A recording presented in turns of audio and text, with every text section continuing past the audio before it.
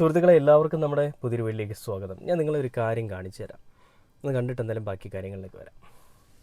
അത് താഴെത്തട്ടിലെ CPM പ്രവർത്തകർക്ക് അറിയാമായിരുന്നു, ജനത്തോട് സംസാരിക്കുന്ന ആർക്കും അറിയാമായിരുന്നു. CPIM top rank and file നേതാക്കൾക്കും അവർ കോശാനപടി കുറച്ച് മാധ്യമ സാർമാർക്ക് ഒഴികെ എല്ലാവർക്കും അറിയാമായിരുന്നു ആ റെജീം ചേഞ്ച് സർക്കാർ മാറ്റം അത്രയും എവിഡന്റ് ആയിരുന്നു അടിത്തട്ടിലെ ഭരണവിരുദ്ധ വികാരം. പോയ മെയ് 4 അനിവാര്യമായ ജനവിധി എത്തി. 102 സീറ്റുമായി UDF-ലെ ചരിത്ര ജയം. പിന്നെ ഒരു 10 നാൾ മുഖ്യമന്ത്രിയായിരുന്ന തർക്കം, തെരുവിൽ കലഹം, ഒടുവിൽ വന്നു വി ഡി സതീശൻ എന്ന ഡൽഹി ഡിക്ലറേഷൻ. അത് മെയ് 14. 4-ാം നാൾ സമ്പൂർണ്ണ മന്ത്രിസഭയുടെ അധികാരമേൽക്കൽ. ഇന്ന് 100-ാം നാളാണ്. 100 നാൾ ഒരു സർക്കാരിനെ വിലയിരുത്തൽ പര്യാപ്തമല്ലെങ്കിലും ചില ദിശാസൂചകങ്ങൾ വ്യക്തം. കേരളം എന്ന സംസ്ഥാനം ഏതെങ്കിലും ഫ്രീബീസ് പ്രഖ്യാപനങ്ങളിൽ, ക്ഷേമ പ്രഖ്യാപനങ്ങളിൽ മനംമയ കണ്ടില്ലേ? നിങ്ങളിപ്പോൾ കണ്ടത് ഈ ഓശാന പാടുന്ന ആളുകളുടെ ചില കാര്യങ്ങളിൽ പെടുന്ന ഒന്നാണ്. ശരിക്കും പറഞ്ഞാൽ ഹാഷ്മി എന്ന് പറയുന്ന ഒരു അവതാരകൻ വലതുപക്ഷ അനുഭാവമുള്ള, വലതുപക്ഷത്തിന് വേണ്ടി എല്ലായ്പ്പോഴും സംസാരിക്കുന്ന, ഇങ്ങനെ പല കാര്യങ്ങളെപ്പറ്റിയും നല്ല വാഗ്വാദങ്ങളിലൊക്കെ ഏർപ്പെട്ട് സംസാരിക്കുന്ന ഒരു മനുഷ്യനാണ് അല്ലേ. ചടുലമായ നൃത്ത ചുവടുകൾ എന്നൊക്കെ പറയുന്നത് പോലെ കടുകട്ടിയുള്ള വാക്കുകൾ എടുത്തുകൊണ്ട് വന്നിരുന്ന ഏതൊരു പാർട്ടി ആയിക്കോട്ടെ അവർക്കെതിരെ സംസാരിക്കാറുള്ളൊരു നല്ലൊരു ജേർണലിസ്റ്റ് ആയിരുന്നു. ഈ UDF-ന് വേണ്ടിയിട്ട് അഹോരാത്രം പണിയെടുക്കുന്നതിന് മുൻപ് വരെ അങ്ങനെയായിരുന്നു. എന്നാൽ ഇലക്ഷൻ്റെ വേളകളിൽ ഈ ഒരു ഇടതുപക്ഷ വിരുദ്ധത പരത്തുക എന്ന് പറയുന്ന ഒരു പദ്ധതിയിലേക്ക്, അല്ലെങ്കിൽ ആ പരത്തുക എന്ന് പറയുന്ന ഒരു സാധനത്തിനോടൊപ്പം ഹാഷ്മിയും നിലകൊണ്ടുകൊണ്ട് തന്നെ വൃത്തികെട്ട ജേർണലിസം കളിച്ചുകൊണ്ട് നടക്കുന്നതൊക്കെ നമ്മൾ കണ്ടു. ഇന്ന് അധികാരമേറ്റതിന് ശേഷം, VD സതീശൻ സർക്കാർ അധികാരമേറ്റതിന് ശേഷം അതിരൂക്ഷമായിട്ട് വിമർശിക്കുന്ന ആളുകളുടെ മുൻപന്തിയിലും ഹാഷ്മി എത്തുന്നുണ്ടായിരുന്നു. അത് ഹാഷ്മി എന്ന് പറയുന്ന ജേർണലിസ്റ്റിനെ പറ്റി നമുക്ക് കൂടുതൽ മനസ്സിലാക്കാനായിട്ട് പ്രധാന കാരണമായ ഒരു കാര്യം തന്നെയാണ്. ഒരാൾക്ക് വേണ്ടി സംസാരിക്കാതെ നമ്മുടെ കേരളത്തിലെ ജനങ്ങൾക്ക് വേണ്ടി സംസാരിക്കുക എന്ന് പറയുന്നൊരു കാര്യം അത് ഹാഷ്മിയോടെ ചെയ്തു. ഇന്ന് VD സതീശൻ സർക്കാർ 100 ദിവസങ്ങൾ പിന്നിട്ടിരിക്കുകയാണ്. അധികാരത്തിൽ കയറിയിട്ട് 100 ദിവസങ്ങൾ പിന്നിട്ടിരിക്കുകയാണ്. ആ കാര്യങ്ങളെപ്പറ്റി ഹാഷ്മി വലിച്ചു കീറിക്കൊണ്ട് സംസാരിക്കുന്ന ഒരു കാര്യം നിങ്ങൾ കാണുന്നത്. എന്തുകൊണ്ട് ഇടതുപക്ഷം ഇവിടെ നിന്ന് തോറ്റിറങ്ങി പോകേണ്ടി വന്നു, എന്തുകൊണ്ട് ജനങ്ങൾ ഇടതുപക്ഷത്തിനെ തോൽപ്പിച്ചു എന്നുള്ളൊരു കാര്യം ഹാഷ്മി പറയുന്നുണ്ട്. അത് പറഞ്ഞതിന് ശേഷം എങ്ങനെയാണ് സതീശൻ ജിയുടെ 100 ദിവസങ്ങൾ ഇങ്ങനെ മുന്നിലേക്ക് പൊയ്ക്കൊണ്ടിരിക്കുന്നതെന്നും ഹാഷ്മി പറയുന്നുണ്ട് കേട്ടോ. ഇതിന് താഴെ ഹാഷ്മി എന്താണ് പറയുന്നതെന്ന് പോലും മനസ്സിലാക്കാതെ ഈ കമ്മികളെ പറ്റിയും അതേപോലെ തന്നെ പിണറായി വിജയനെതിരെയും ഒക്കെ പല ആളുകളും വന്ന് എന്തൊക്കെയോ മെഴുകുന്നുണ്ട്. ആദ്യം ആ ഹാഷ്മി എന്താണ് പറയുന്നതെന്ന് പൂർണ്ണമായിട്ടും കണ്ടിട്ട് വേണം കേട്ടോ മെഴുകാനായിട്ട്. ഇത് ആദ്യം കാണുമ്പോൾ നമ്മളെല്ലാവരും വിചാരിക്കും, പിണറായി വിജയനെ വീണ്ടും വലിച്ചു കീറാനായിട്ട് ഹാഷ്മി വന്നിരിക്കുകയാണ്, വലതുപക്ഷത്തിനോട് അനുഭാവത്തോടു കൂടി വീണ്ടും ഹാഷ്മി രംഗത്തേക്ക് വന്നിരിക്കുകയാണെന്ന്. പക്ഷേ ഇവിടെ ഹാഷ്മി എടുത്തു പറയുന്നത് ഇവന്മാരുടെ ഇരട്ടത്താപ്പുകളെ പറ്റിയാണ്. ആരുടെയാണ്? നമ്മുടെ വലതുപക്ഷത്തിൻ്റെ VD സവർക്കറുടെ ഇരട്ടത്താപ്പുകളെ പറ്റിയാണ്. എന്തൊക്കെയാണ് ഇരട്ടത്താപ്പുകൾ? അധികാരത്തിൽ കയറി അന്ന് തൊട്ട് ഇന്ന് വരെയും പറയുന്ന പല കാര്യങ്ങളും ചെയ്യാൻ കഴിയാതെ, ചെയ്യാൻ പറ്റുന്ന കാര്യങ്ങൾ പറയാനും കഴിയാതെ വെറുതെ എന്തൊക്കെയോ ഇങ്ങനെ പറഞ്ഞുകൊണ്ട് നടക്കുന്ന, എന്തൊക്കെയോ വെറും പ്രഹസനങ്ങൾ കാണിച്ചുകൊണ്ടിരിക്കുന്ന 100 ദിവസങ്ങളാണ് നമ്മുടെ മുന്നിൽ കൂടി പൊയ്ക്കൊണ്ടിരിക്കുന്നത്. എന്ത് ചെയ്തു കൊടുത്തു? ഈ നാട്ടിലെ പാവപ്പെട്ട ജനങ്ങൾക്ക് വേണ്ടിയിട്ട് എന്താണ് ഈ സർക്കാർ ചെയ്തു കൊടുക്കുന്നത്? എന്തിനു വേണ്ടിയിട്ടാണ് ഇവർ ഇനീഷ്യേറ്റീവ് എടുക്കുന്നത്? എന്തെങ്കിലും ഒരു കാര്യത്തിൽ ഇനിഷ്യേറ്റീവ് എടുക്കുന്നത് നിങ്ങൾ ആരെങ്കിലും കണ്ടിട്ടുണ്ടോ? ഞാൻ കണ്ടിട്ടില്ല. ഉള്ളത് പറയാലോ, ഞാൻ കണ്ടിട്ടില്ല. പ്രത്യേകിച്ച് ഒരു ഇനിഷ്യേറ്റീവ് എടുത്തത് നല്ല കുറച്ച് ആളുകൾ ഉയർച്ചയിൽ കൊണ്ടുവന്ന, തകർന്ന് തരിപ്പണമായിരുന്ന ഒരു സാധനത്തിനെ ഉയർച്ചയിൽ കൊണ്ടുവന്നതിനെ വീണ്ടും തകർന്ന് തരിപ്പണമാകാൻ വേണ്ടിയിട്ടും സ്ത്രീകൾക്കൊരു നല്ല കാര്യങ്ങളുമായിട്ട്, സ്ത്രീകൾക്ക് വേണ്ടിയിട്ടൊരു പദ്ധതിയുമായിട്ട് ഇവർ കൊണ്ടുവന്നൊരു കാര്യം എന്താണ്? സ്ത്രീ സൗജന്യ യാത്ര നമ്മുടെ പ്രിയദർശിനി ബസ്സുകളിൽ. അപ്പോൾ അങ്ങനെ പ്രിയദർശിനി ബസ്സുകൾ കൊണ്ടുവന്നതാണ് ഇവരുടെ ഏറ്റവും വലിയ നേട്ടം. പക്ഷേ വേറെ കാര്യം നിങ്ങൾ ഓർക്കണം, ഒരു വീട് പണിയണമെങ്കിൽ അതിന് പില്ലർ വേണം, അതേപോലെ തന്നെ അതിന് അടിത്തറ വേണം, മറ്റു പല കാര്യങ്ങളും വേണം. പക്ഷേ ആ പില്ലറും ആ അടിത്തറയും എല്ലാം ഉണ്ടാക്കിയിട്ടത് ഇടതുപക്ഷമാണെന്നൊരു വ്യത്യാസം മാത്രമേ ഉള്ളൂ. അതിന് മുകളിൽ എന്തും ചെയ്യാം. പില്ലറും അടിത്തറയും അതേപോലെ തന്നെ വീടിൻ്റെ വാനമൊക്കെ എടുത്തിട്ടുണ്ടെങ്കിൽ അതിന് മുകളിൽ എന്തും ചെയ്യാം. പക്ഷേ അതിന് കഴിവുള്ള ആളുകൾ എന്തെങ്കിലുമൊക്കെ ചെയ്തു വെക്കണം. അങ്ങനെ കഴിവുള്ള ആളുകൾ ചെയ്തു വെച്ചതിൻ്റെ പിന്നാലെയാണ് ഇവർ ഈ പ്രിയദർശിനി എന്ന് പറയുന്നൊരു പദ്ധതിയുമായിട്ട് വന്ന് KSRTC അവതാളത്തിലാക്കിക്കൊണ്ടിരിക്കുന്നത്. ഇതിന് മെഴുകാനായിട്ട് അടിമക്കൊങ്ങികൾക്ക് ഒരുപാട് ന്യായീകരണങ്ങളുണ്ട്. ഈ ന്യായീകരണ തൊഴിലാളികൾ ഉള്ളതുകൊണ്ട് തന്നെയും VD സതീശന് ഒരു കാര്യത്തിലും പേടിക്കേണ്ട. അണികളായിട്ടുള്ള അടിമകൾ കുറേ പേര് ഇങ്ങനെ മെഴുകിക്കൊണ്ടേയിരിക്കും. എന്തായാലും ഹാഷ്മി പറയുന്ന ബാക്കി കാര്യങ്ങൾ കേട്ടു നോക്കാം. ആ ബോധ്യത്തിലാണ് പിണറായി സർക്കാരെ താഴെ ഇറക്കിയത്, അല്ലാതെ അന്നത്തെ പ്രതിപക്ഷത്തിന്റെ മികവ് കൊണ്ട് മാത്രമല്ല. തീർച്ചയായിട്ടും ആരോരും അറിയാതെ കേരളത്തെ ഇരട്ടം നിർത്തിപ്പോയി PMCയിൽ ഒപ്പിട്ടതും കൊടുംവർഗീയത പറഞ്ഞ് വെള്ളാപ്പള്ളി കെട്ടിപ്പിടിച്ചതും യോഗിയുടെ കത്ത് ആവേശത്തോടമായി അയ്യപ്പ സംഗമകാലമൊക്കെ ജനത്തിന് പിടികിട്ടിയതാണ്. ഇത് പ്രീണനത്തിന്റെ വോട്ട് രാഷ്ട്രീയം, ഇടതു രാഷ്ട്രീയത്തിൽ ഏതോ വഴിക്കുള്ള പോക്ക്, അതിന് കൊടുക്കണം രാഷ്ട്രീയ പക്ഷം കൊടുത്തു. അതിന്റെ ബൈ പ്രൊഡക്റ്റാണ് ഈ സർക്കാർ. പക്ഷേ വഴിവെട്ടി വന്ന ആ രാഷ്ട്രീയം മറന്ന 100 നാളാണ്. ഒന്നാമത്തെ ഉദാഹരണം PMC.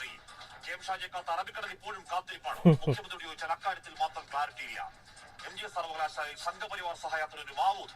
കേരള സർവകലാശാല RSS രാഷ്ട്രീയം ആവാഹിച്ച് പറ, നിങ്ങൾ പാറ്റകളല്ല, എന്ന് ആഹ്വാനിക്കുന്ന ആളെ മിണ്ടാതിരുന്ന് അവഗണിച്ച കുട്ടികൾക്ക് മുന്നിൽ ചമ്മിനാറ് നിൽക്കുന്ന ഒരു VC.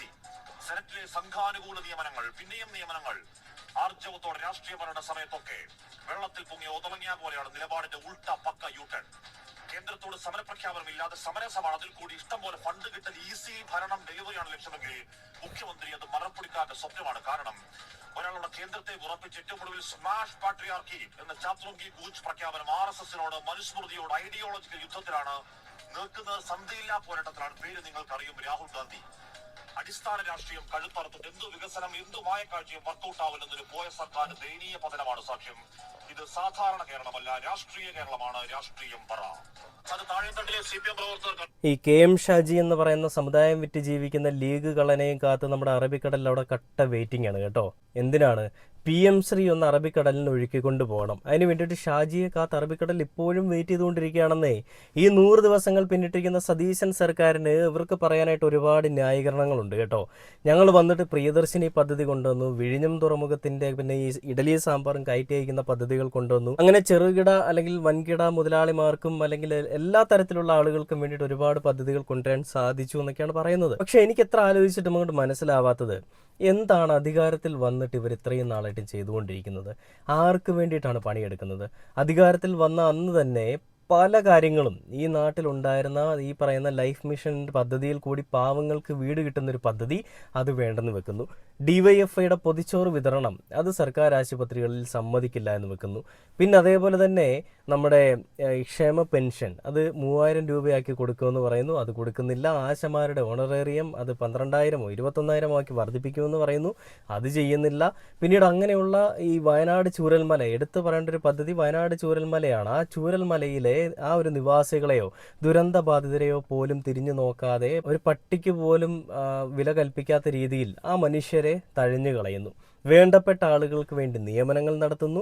ഈ സലീം കുമാറിനെ പോലെയുള്ള അവർക്ക് അടുപ്പമുള്ള, ഇവരെ സ്നേഹിക്കുന്ന, ഇവരോട് അനുകൂലിച്ച് നിൽക്കുന്ന ആളുകൾക്ക് വേണ്ടി സ്മാരകം പണിയാനായിട്ട് 1 കോടി രൂപ നീക്കി വെക്കുന്നു പൊതുഖജനാവിൽ നിന്ന്.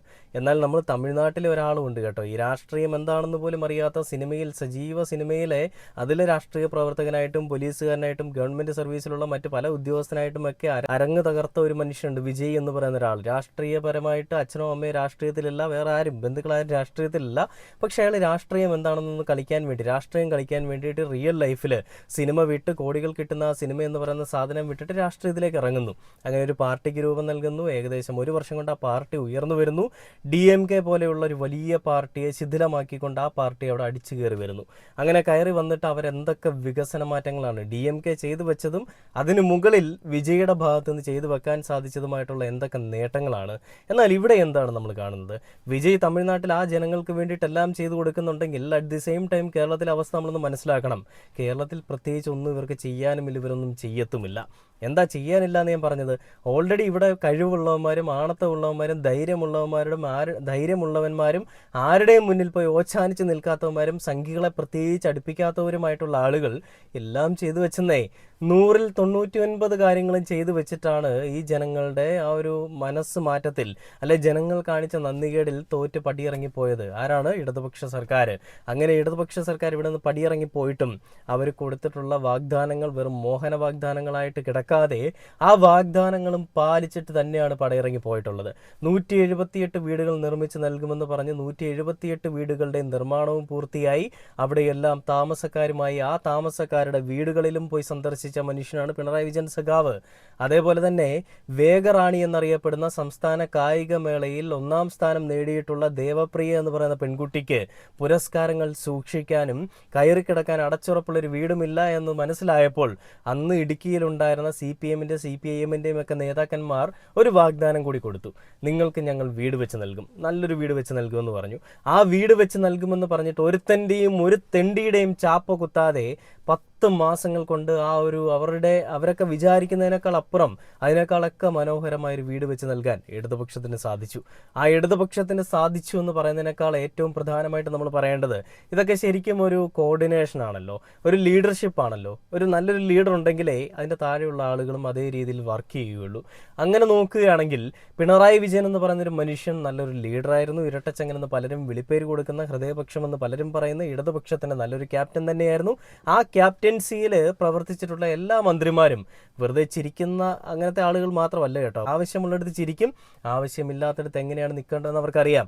ഒരു മരണ വീട്ടിൽ പോയാലും ഒരു മരണം പറഞ്ഞാലും മരണത്തെപ്പറ്റി അല്ലെങ്കിൽ അങ്ങനെയുള്ളൊരു ദുരന്തത്തെപ്പറ്റി സംസാരിക്കുമ്പോഴും വെറുതെ ഇങ്ങനെ ഇളിഞ്ഞ ചിരിയും ചിരിച്ചുകൊണ്ടിരിക്കുന്ന ആളുകളല്ലായിരുന്നു അവർ. ചിരിക്കേണ്ട സ്ഥാനത്ത് ചെയ്യേണ്ട കാര്യങ്ങൾ ചെയ്തു കൊടുത്തിട്ടായിരുന്നു ചിരിച്ചുകൊണ്ടിരുന്നത് അവരതിനൊരു പ്രത്യേക ഒരു കാര്യങ്ങൾ അങ്ങനെ, അതായത് എന്തെങ്കിലും ഒരു കാര്യം നമ്മൾ പറയുന്നുണ്ടെങ്കിൽ അത് ചെയ്തു കൊടുത്തിട്ട് അവരുടെ മുഖത്താണല്ലോ ചിരി വിടരേണ്ടത്. ആ ചിരിയിലാണല്ലോ നമ്മൾ സന്തോഷിക്കേണ്ടതെന്ന് മനസ്സിലായി. ഓരോ ആളുകളുടെയും മനസ്സിലും ഓരോ ആളുകളുടെയും മുഖത്തുമൊക്കെ ചിരി വിടർത്താനായിട്ട് സാധിച്ച ആ ഒരു മനുഷ്യൻ തന്നെയായിരുന്നു പിണറായി വിജയൻ സഖാവ്. 100 ദിവസങ്ങൾ പിന്നിട്ടപ്പോൾ ഞങ്ങൾ വലിയ രീതിയിലുള്ള കാര്യങ്ങളാണ് ചെയ്യുന്നത്, ഞങ്ങളെ കൊണ്ട് വലിയ ഇമ്പാക്റ്റ് ചെയ്യാൻ സാധിച്ചു എന്നൊക്കെ പറഞ്ഞുകൊണ്ട് മെഴുകുന്ന അടിമ ന്യായീകരണ തൊഴിലാളികളെ, കൊങ്ങികളെ, നിന്നെ കൊണ്ടൊന്നും ഒരു കോപ്പും ചെയ്യാൻ പറ്റത്തുമില്ല, നീ ഒന്നൊരു കോപ്പും ചെയ്തിട്ടുമില്ല. ഇനി ഞങ്ങളുടെ ഒരു വീഡിയോ കൂടെ നിങ്ങളെ കാണിച്ചു തരാം. നമുക്കറിയാം CJP നടത്തിയൊരു പ്രൊട്ടസ്റ്റ്, CJP എന്ന് പറയുന്ന ഒരു പ്രസ്ഥാനം ഉയർന്നു വരുന്നു.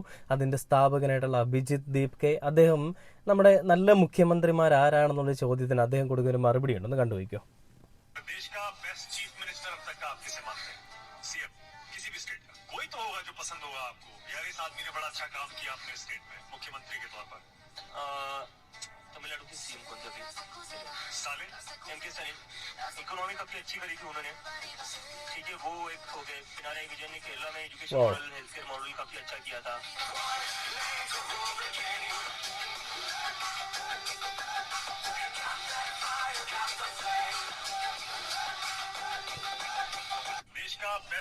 കണ്ടില്ലേ, ദേശത്തിലെ ഏറ്റവും നല്ല മുഖ്യമന്ത്രിമാർ ആരൊക്കെയാണെന്ന് ചോദിക്കുമ്പോൾ അഭിജിത്ത് ദീപ്കെ പറയുന്നത് സ്റ്റാലിൻ, കേജ്രിവാൾ, പിണറായി വിജയൻ. ഇന്ത്യയിലെ ഏറ്റവും മികച്ച മുഖ്യമന്ത്രിമാരെ തിരഞ്ഞെടുത്ത അഭിജിത്ത് ദീപ്കെ.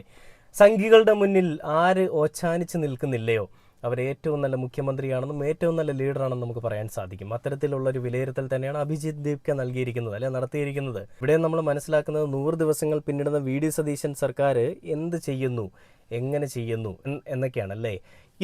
ഇതേപോലെ ഒരാളെ കൊണ്ട് പറയിപ്പിക്കാൻ VD സതീശൻ 100 അല്ല 150 അല്ല ഇനി 300 വർഷങ്ങൾ കഴിഞ്ഞാലും സാധിക്കത്തില്ല. അത്രയും വർഷങ്ങളൊന്നും പോകില്ല, എന്തായാലും ഒരിക്കലും സാധിക്കാൻ പോകുന്നൊരു കാര്യമല്ല. ജനങ്ങൾക്ക് വേണ്ടി നല്ലത് ചെയ്യുന്നതാരോ അവരെ പിന്തുണയ്ക്കുക തന്നെ ചെയ്യുമെന്നേ എല്ലായ്പ്പോഴും.